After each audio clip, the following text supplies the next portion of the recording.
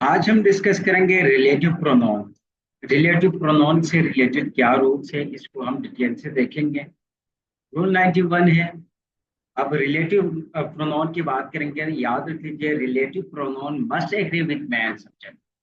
Main subject के साथ agree करना होगा, ठीक है, not with prepositional phrase. For example देख लीजिए, एक सेंटेंस में कभी कभार प्रेपोजिशनल फ्रेज होता है, ठीक है। The pronoun must match with the main subject, not the noun inside the phrase, ठीक है। तो जो प्रोनाउन है वो हमेशा मेन सब्जेक्ट के साथ एग्री करना चाहिए। अगर वो सिंगुलर है तो उसी के अकॉर्डिंग, अगर वो प्लूरल है तो भी उसी के अकॉर्डिंग, यानी मेन सब्जेक्ट के अकॉर्डिंग ही हमें यूज करना होगा प्रोनाउन को। फॉर एग्जांपल देख लीजिए, the leader of the students said that they wanted a better library in the college। ये सेंटेंस इनकरेक्ट है, उसका रीजन क्या है? सिंपल सी बात है, देख लीजिए। The leader of the students है यहाँ पे। The leader of the students said that he wanted a library in the college. अब यहाँ पे देख लीजिए, यहाँ पे आ गया ही, ना कि दे आएगा, क्योंकि जो हमारा क्या कहते हैं, जो नॉन है, मेन सब्जेक्ट क्या है? लीडर है। लीडर क्या है? सिंगुलर है, तो यहाँ पे ही आएगा, ना कि दे हो। ठीक हो गए? क्योंकि देख लीजिए, इसका द मेन सब्जेक्ट क्या है? लीडर है, लीडर जो कि सिंगुलर है, so pronoun he must be used. इसी तरह in 1980s Pakistan together with several other countries kept their hockey team from participating in the Moscow Olympics. यानी 1980 में मॉस्को ओलंपिक्स का पाकिस्तान ने दूसरी कंट्रीज के साथ क्या किए थे? उसका बायकॉट किया था। तो देख लीजिए, इस सेंटेंस में करेक्शन अगर कर लेंगे तो क्या होगा? देख लीजिए यहाँ पे, सिंपल सी बात, क्या its team, it's hockey team होगा, ना कि दियर होगा। इट्स क्यों? क्योंकि पाकिस्तान की बात हो रही है। पाकिस्तान क्या है? सिंगुलर है, तो यहाँ पे मेन सब्जेक्ट हमारा क्या है? पाकिस्तान है। सो यहाँ पे इट्स आएगा, the main subject is Pakistan, so singular country, not other country, so the pronoun its not their. Okay, तो याद रख लीजिए, हमने देखना है कि हमारा प्रोनाउन किस अकॉर्डिंग टू जो मेन सब्जेक्ट है, उसी हिसाब से हमें प्रोनाउन का यूज करना है। अगर वो सिंगुलर है तो सिंगुलर तरीके से हमें यूज करना है, अगर फुलर है तो fuller. Okay, that is rule 91। Now we are going to discuss rule 92। Rule 92 भी बिल्कुल सिमिलर टू 91 है। बस इसमें एक बात आपने याद रखना है कि जो रिलेटिव प्रोनाउन है, एग्रीमेंट विद एंटीसीडेंट। एंटीसीडेंट वो नॉन जिसको प्रोनाउन रिफर करेंगे उसे एंटीसीडेंट कहते हैं। और when using a relative pronoun, जैसे कि हु, विच, दैट, ये सारे रिलेटिव प्रोनाउन के तौर पे यूज करेंगे, तो जो वर्ब होगा should agree with the noun that the relative pronoun refers. जिस नाउन को रिलेटिव प्रोनाउन रिफर कर रहा है, उसी के अकॉर्डिंग हमें वर्ब का भी यूज करना होगा। अगर वो नॉन सिंगुलर है तो हमें वर्ब सिंगुलर यूज करना पड़ेगा, अगर वो नॉन प्लूरल है तो वर्ब प्लूरल हम यूज करेंगे।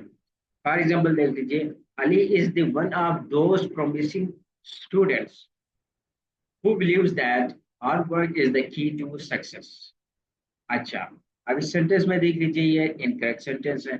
सिंपल क्या होगा? Ali is one of those promising students who believe that hard working is the key to success. यहाँ पे देख लीजिए, इसके एक्सप्लेनेशन क्या है? Relative pronoun who refers to students, ठीक है, स्टूडेंट्स को रिफर कर रहा है, नॉट अली। सो यहाँ पे वर्ब क्या होना चाहिए? फुलर होना चाहिए, बिलीव होगा, ना कि बिलीव्स होगा। ठीक है, एक बात। दूसरी बात, Ali is one of those outgoing.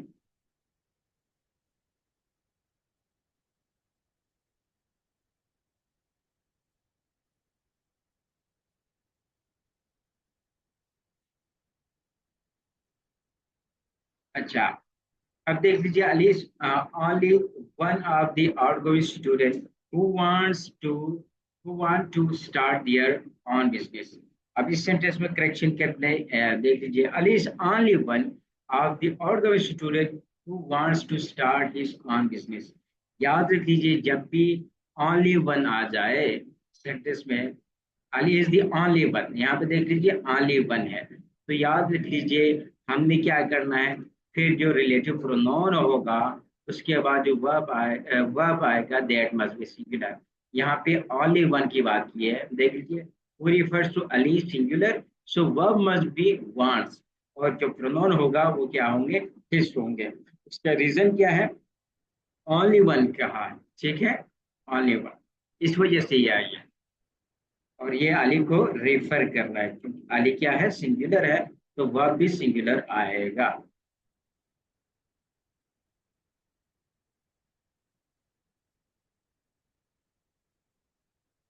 अच्छा, अब इसकी रूल की बात करें, देख लीजिए अगर रिलेटिव क्लॉज रिफर कर रहे हैं फुलर नाउन को तो वह फुलर आएगा। अगर रिलेटिव क्लॉज रिफर कर रहे हैं तो a singular noun then use singular verb. Okay, so it is necessary always identify to what relative pronoun is referring before deciding the verb and the pronoun. यानी हमें पहले ये चीज आइडेंटिफाई करना होंगे कि जो रिलेटिव प्रोनाउन है वो किसको रिफर कर रहा है, वो सिंगुलर को या प्लूरल को। उसके अकॉर्डिंग हमें वर्ब भी यूज करेंगे, उसी के अकॉर्डिंग हम प्रोनाउन का भी यूज करेंगे। अब रूल 92 को हम फर्दर इसको एलोबरेट करते हैं। रूल 92 की बात करें तो देख लीजिए relative pronoun who which that का यूजेज की हम बात करेंगे। देख लीजिए इस सेंटेंस को देख लो, the boy which came late was my friend.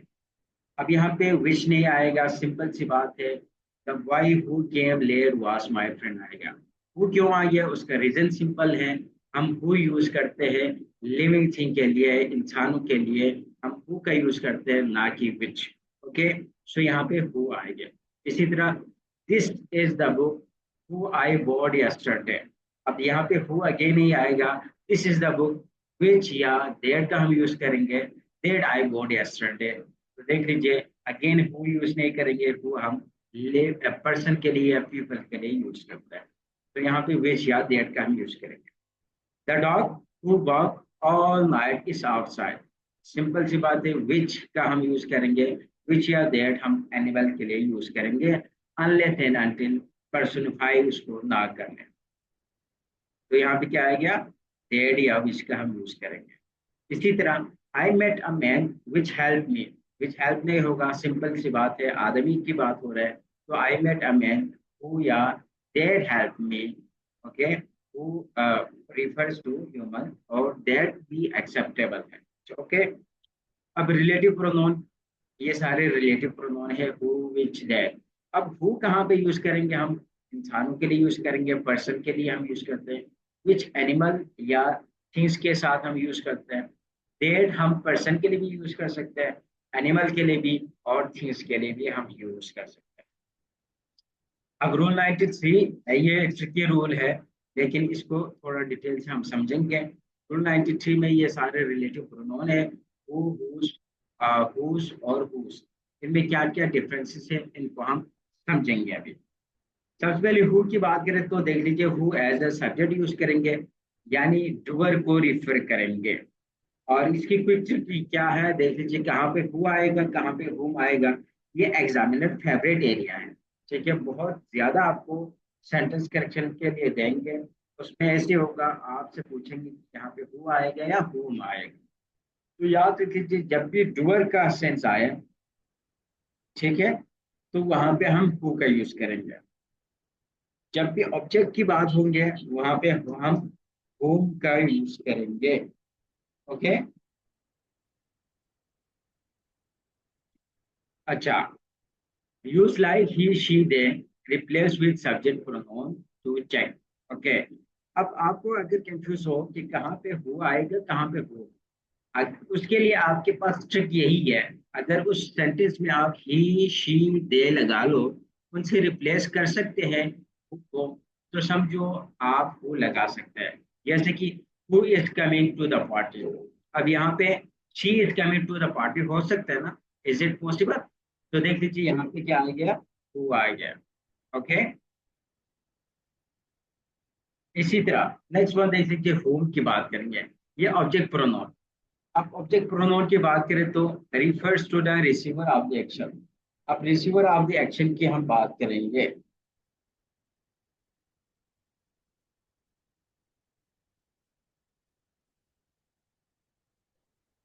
अच्छा, जैसे कि यूज लाइक, यहाँ पे हम इसके ट्रिक यही है, हिम, हर, देम का you replace them, check correctness.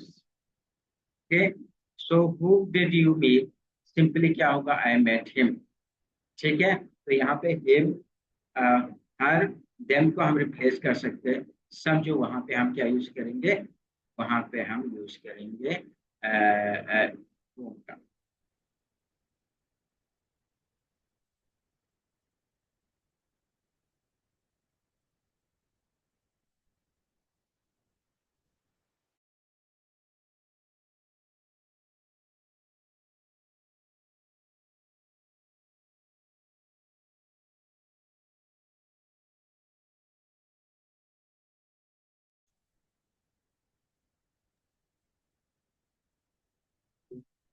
Okay, तो देख लीजिए हु और whom को हमने देख लिया यहाँ पे।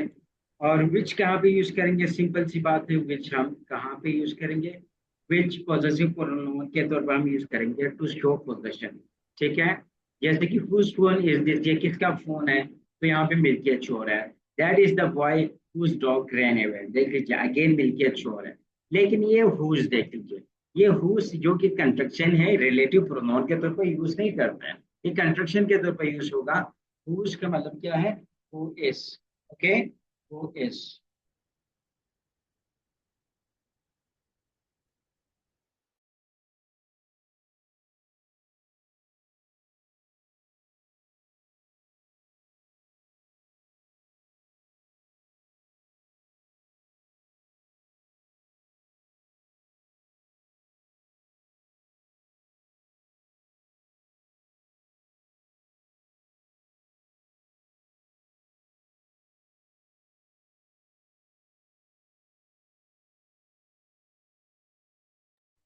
Okay, sorry.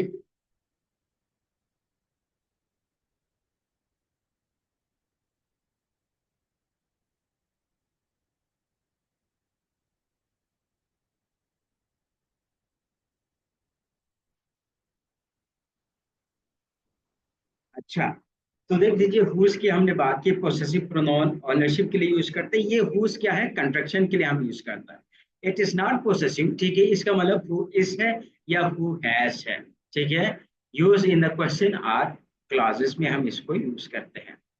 अभी इसका देख लीजिए, ये सीएसएस पेपर में आए थे ये क्वेश्चन, जरा गौर से देख लिए बच्चे।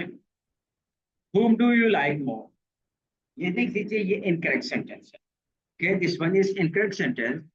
सिंपली क्या होगा, who do we like more, तो who is correct pronoun as it is function as the subject of the clause. ठीक है, देख लीजिए, जब एज ए सब्जेक्ट आएगा तो वहां पे हम who का यूज करेंगे। ठीक है, तो यहाँ पे एज अ सब्जेक्ट है, who do you like more, तो यहाँ पे क्या है, एज अ सब्जेक्ट है। तो देख लीजिए, ये CSS 2024 का क्वेश्चन है। ओके,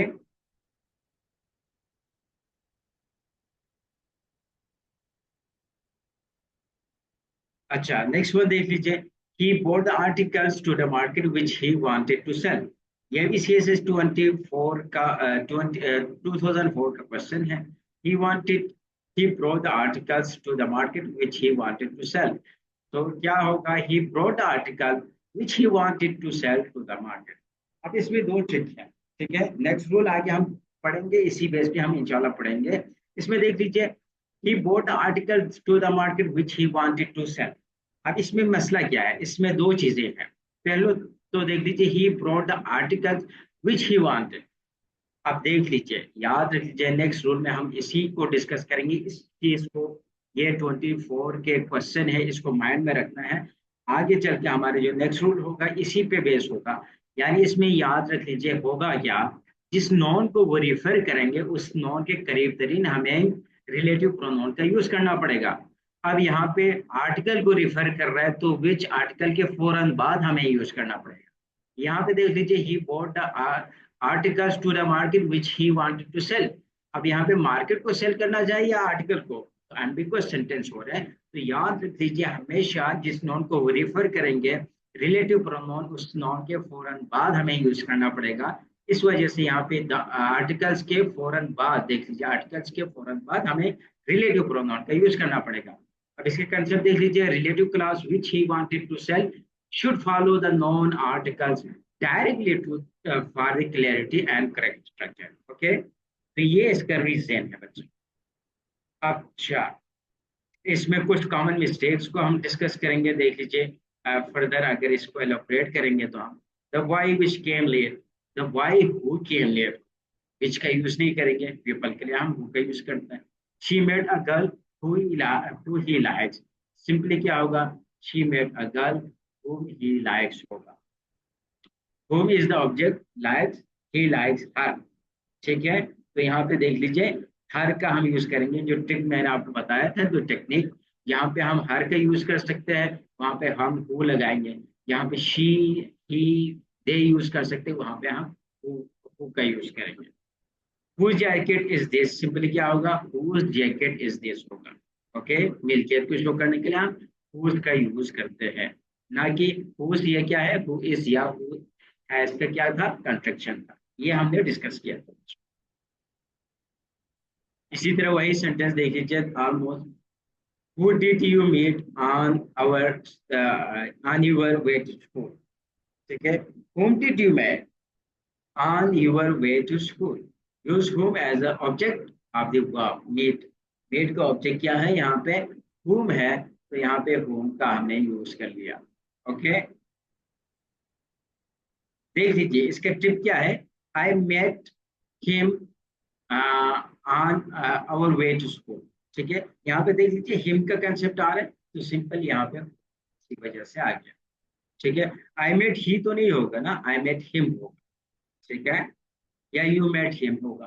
तो हिम का कंसेप्ट आएंगे तो बच्चे वहां पे हम क्या यूज करते हैं, वहां पे हम होम का यूज करते हैं। ये CSS 2003 का पेपर। अब रिलेटिव क्लास में देख लीजिए, ये सारी चीजें आप पढ़ लीजिए, इसमें कोई चीज नहीं है। वाई आएगा, होम, व्हेन, व्हेन हम टाइम के लिए यूज करते हैं, हुज हम पोजीशन के लिए यूज करते हैं, whom हम पता है, आपको पता है ना, जब ऑब्जेक्ट आगे प्रपोजिशन होगा तो whom का यूज करेंगे। whose अगेन हम पोजीशन के लिए यूज करते हैं, which हम रिफरेंट टू ऑब्जेक्ट।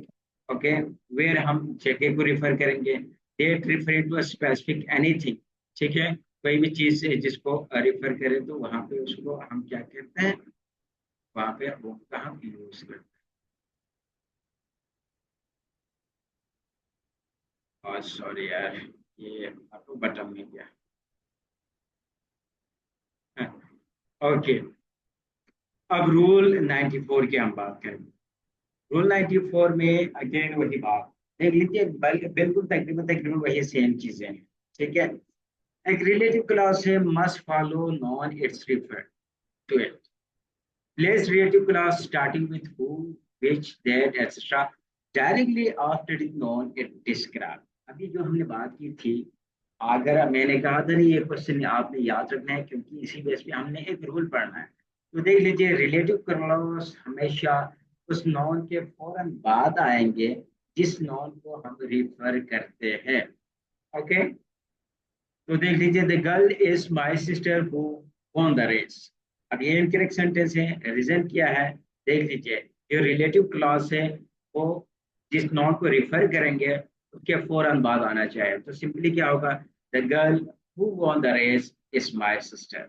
अब देख लीजिए, जिस नॉन को गर्ल को रिफर कर रहा है तो फौरन इसके बाद हमने रिलेटिव क्लॉज को यूज किया। ओके, इसी तरह the dog is barking loudly that lives next door. अब इसमें भी क्या है, डॉग को रिफर कर रहा है, तो जल्द अज जल्द फौरन डायरेक्टली हमें डॉग के फौरन बाद दैट यूज करना पड़ेगा।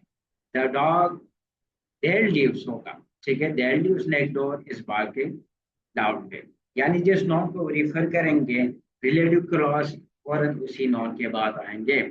Let's suppose it is the next example there. So the painting is expensive, which he bought from France. Simply क्या होगा, the painting which he bought from France is expensive. यानी जिस note को refer कर रहे हैं वहां पे हम which का यूज करते हैं। अच्छा, देख लीजिए वही सेंटेंस 2014 में भी आया था CSS के। और इसी तरह ये रूल आगे चल के हम डिस्कस करेंगे, यहाँ पे थोड़ा सा एक कंसेप्ट समझ लीजिए, ठीक है। ये CSS 2006 का क्वेश्चन है, इसको जरा गौर से देख लीजिए। He is such a man which is like by everyone. देख लीजिए, आगे चल के हम इसके कंसेप्ट पढ़ेंगे, ठीक है। अभी यहाँ भी हम थोड़ा सा डिस्कस करेंगे इसके रूल 94 में, इंशाल्लाह वी विल डिस्कस। आप देख लीजिए, he is such a man as is like by everyone.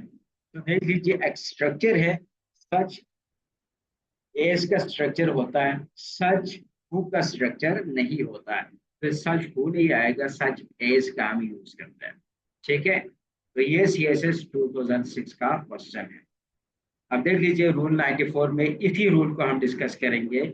याद रख लीजिए, रिलेटिव प्रोनाउन के साथ हम एज कैसे यूज करते हैं। As is use as a relative pronoun, after such के बाद हम यूज करते हैं, और द सेम के बाद हम यूज करते हैं, और एज के बाद ही हम यूज करते हैं।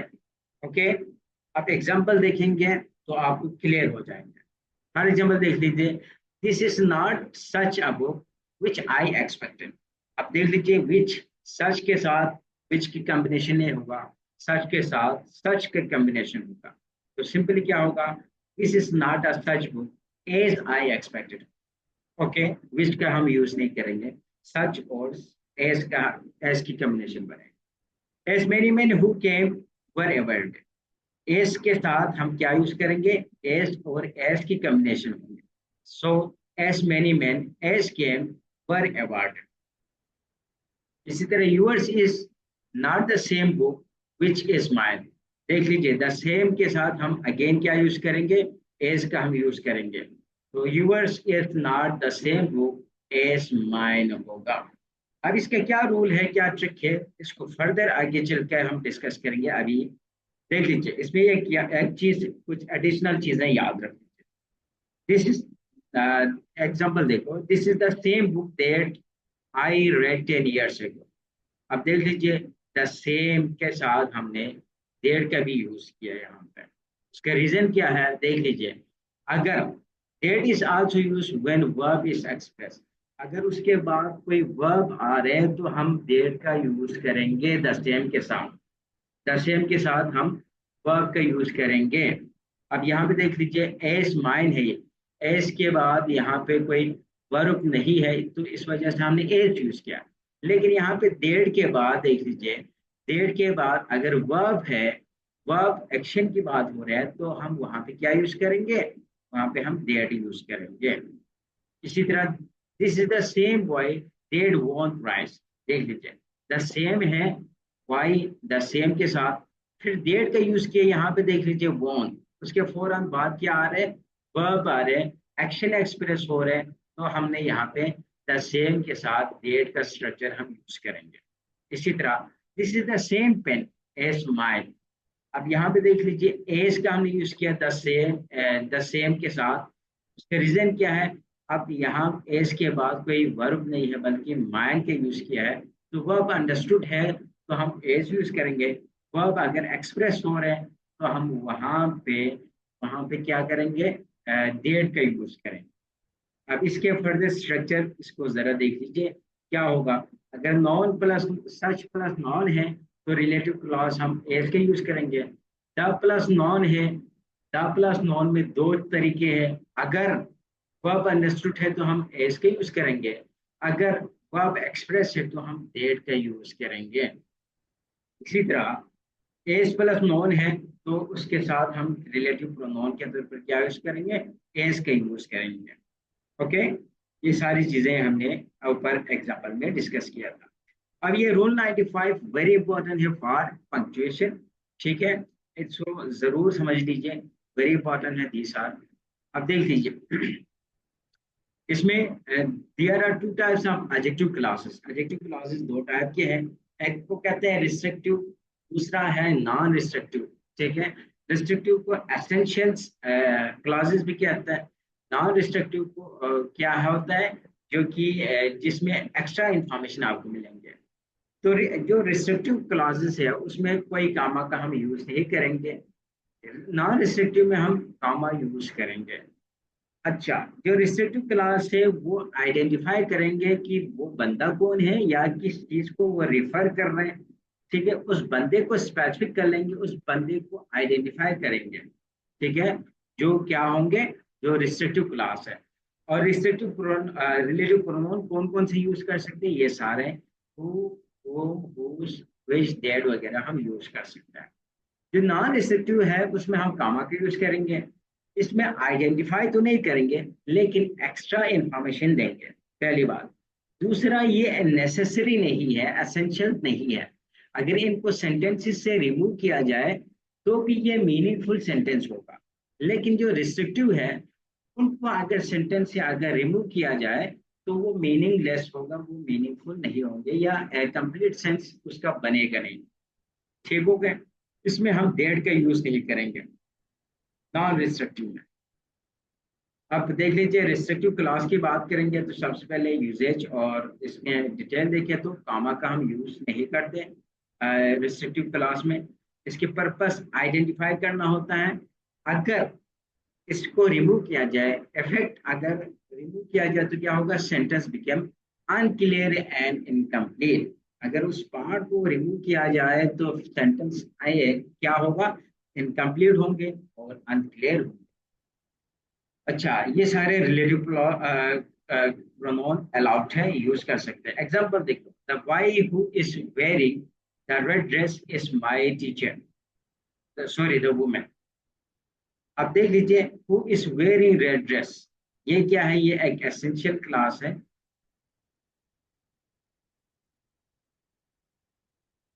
ये भी क्लास है, हम अभी एडजेक्टिव क्लास की बात करें बच्चे। ठीक है, हाँ। तो देख लीजिए, the women who is wearing the red dress is my teacher. ये देख लीजिए, who is wearing the red dress, ये क्या कर रहे हैं, आइडेंटिफाई कर रहे हैं इस वुमेन को, ये वुमेन कौन है, इसको स्पेसिफाई कर रहे हैं, इसको आइडेंटिफाई कर रहे हैं। तो इस वजह से क्या है, यहाँ पे कोई कामा का हमने यूज नहीं किया, ये वाला पार्ट क्या है, इस वुमन को आइडेंटिफाई कर रहे हैं। तो ये क्या है, एक रिस्ट्रिक्टिव क्लॉज है। इसी तरह, my brother who lives in Detroit is an engineer. अब यहाँ पे देख लीजिए, इसका implies more than one brother, इसका मतलब यह है कि मेरे एक से ज्यादा भाई है।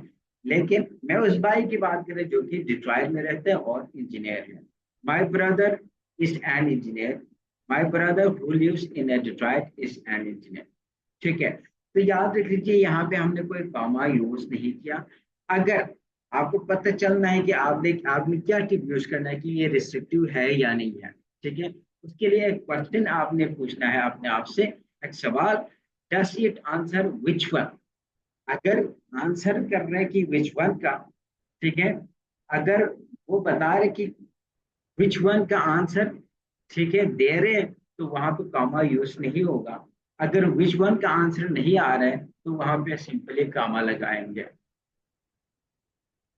अब देख लीजिए, my brother who lives in Detroit is an engineer, which brother who lives in Detroit. Okay, देख लीजिए, विच वन का आंसर आ रहा है तो यहाँ पे हमने कोई कॉमा यूज नहीं किया। ओके, इसका मतलब क्या है, मोर देन वन ब्रदर।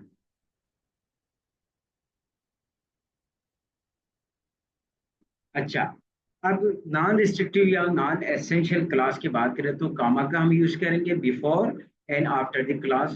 ठीक है, एट, और एक्स्ट्रा इंफॉर्मेशन आपको मिलेगा। और अगर रिमूव कर लिया जाए तो it doesn't matter, complete meaning फिर भी देगा।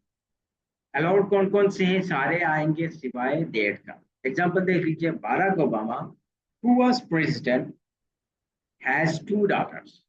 अब देख लीजिए, Barack Obama has two daughters, ये भी सही है। Barack Obama was a president, ये भी सही है। अब देख लीजिए, अगर मैंने इस पार्ट को रिमूव किया तब भी ये कंप्लीट मीनिंग दे रहे हैं। तो इसका मतलब क्या है, ये नॉन एसेंशियल है, एक्स्ट्रा इंफॉर्मेशन दे रहे हैं, तब हम कामा का यूज करेंगे। तो देख लीजिए, इसी वजह से बाराक ओबामा के बाद कामा यूज किया, हु वाज प्रेसिडेंट, उसके बाद भी कामा यूज किया, हैज टू डॉटर्स। ओके, इसी तरह नेक्स्ट एग्जांपल देख लो, my brother who lives in Detroit is an engineer. आप देख लीजिए ये सेंटेंस बिल्कुल डिफरेंट तरीके से, ऊपर जो सेंटेंस किया था हमने डिस्कस किया था वो समथिंग एल्स। आप इसमें देख लीजिए, my brother who lives in Detroit is an engineer. इसका मतलब ये है कि मेरा एक ही भाई है, ठीक है। ऊपर वाले सेंटेंस से हमें पता चल रहा है क्या था, कि मेरे एक से ज्यादा भाई है। जब हम कॉमा लगाएंगे तो यहाँ पे देख लीजिए मेरा एक ही भाई है। विच वन का आंसर अगर दे रहे हैं तो फिर क्या है, फिर कॉमा यूज करेंगे। अगर नहीं दे रहे तो हम कॉमा का यूज करेंगे। Can I remove it without changing meaning? If yes, use comma. Okay. अगर अगर आप उसको क्या कर सकते हैं कि अगर उसकी मीनिंग चेंज नहीं हो सकता है तो ठीक है। आप अगर उसका मीनिंग चेंजेस नहीं हो रहे, ठीक, फिर आप क्या कर रहे हैं, कामा का यूज करेंगे। अच्छा जी। अब देख लीजिए रिस्ट्रिक्टिव नो कामास और non restrictive with commas. All are valid and commonly use. Okay. That is not allowed with commas. ठीक है। ये सारे यूज हो सकते हैं, लेकिन डेट के साथ हम कामा का यूज नहीं करते, इसी वजह से डेट हम नॉट रिस्ट्रिक्टिव में ऐड नहीं करते। सो यहाँ तक हमारी क्लास थी। सो सी यू इंशाल्लाह tomorrow in our next classes. So आज के लिए आई थिंक यहाँ तक काफी है। So see you people tomorrow इंशाल्लाह। ओके, टेक केयर एंड अल्लाह हाफिज।